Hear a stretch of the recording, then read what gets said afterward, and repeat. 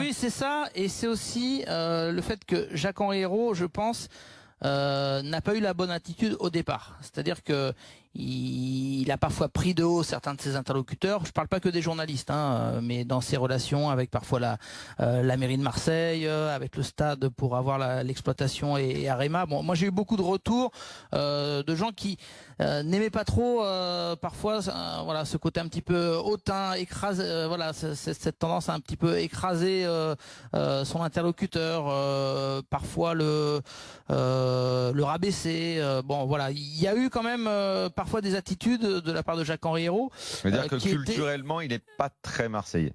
Ouais. Oui, mais tu peux être proche des gens et ne pas être marseillais voilà, aussi. C'est ça aussi, non, mais c'est pas ça, c'est pas ça. Non, là, tu retournes ma phrase. J'ai dit culturellement, il n'est pas très marseillais. Pas chaleureux.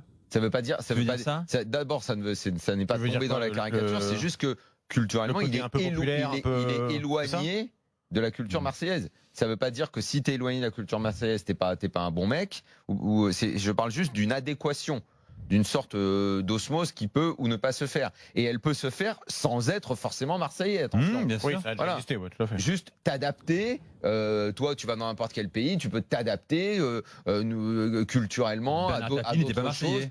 Exactement, à d'autres cultures, et aucun problème. Là, on a l'impression qu'il y a une différence et que il n'y a pas, je disais, c'est la 3e année, il n'y a pas un pas qui est fait correctement. Il n'y a pas d'évolution. Mais ça passe dans l'adaptation au contexte. Ça passe si tu as des résultats. Donc la première vraie saison, celle de la finale de Ligue Europa, c'est passé parce que il y a eu cette aventure qui masquait certaines choses. Et c'est pas passé beaucoup avec lui.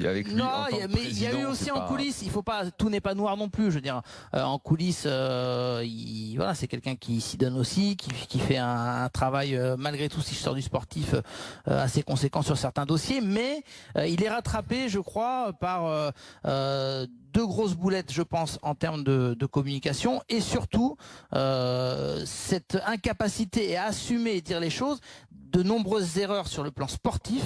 Toi-même, tu en as beaucoup parlé, Daniel, avoir donné les clés du camion totalement à Rudy Garcia, il y est très peu revenu. Jusqu'à preuve du contraire, c'est quand même lui qui donne son feu vert.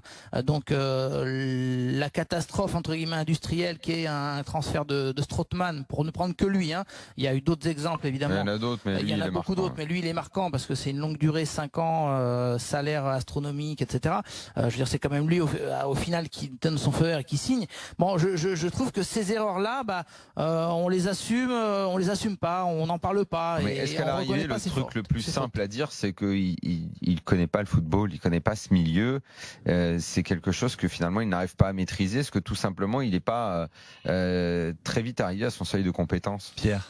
C'est surtout, moi je pense que maintenant il est. Alors je suis d'accord avec toi, Daniel. Sauf qu'aujourd'hui, où il a peut-être envie de s'entourer des bonnes personnes au club, il traîne certains boulets qui sont là depuis 3 ans maintenant, qu'il va être difficile de se détacher du pied, quoi.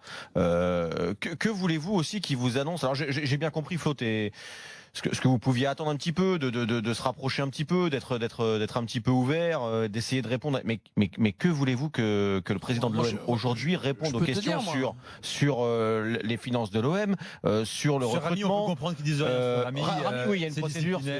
Voilà. Elle est en cours. Ça, oui, on comprend qu'il il faut pas que je préfère encore qu'il dise sans dire et tout, mais qu'il fasse genre je refuse de parler. Attends, c'est quand même un joueur important de l'Om, qu'il n'y ait pas un mot de dit là-dessus. Il peut pas parler, Daniel. Mais moi je suis désolé, une conférence de presse qui est la première de l'année à Marseille ou dans un grand club, ça se prépare, on se sait attendu, on prend le pouls justement des médias, des supporters marseillais, et on peut pas arriver comme ça en disant non mais moi je vais parler que d'Uber Eats, regardez les maillots, etc. C'était pas clair, Flo, que c'était une conférence de presse sur la communication du nouveau partenariat. Pas du tout, mais c'est ce que j'ai expliqué tout à l'heure, Pierrot.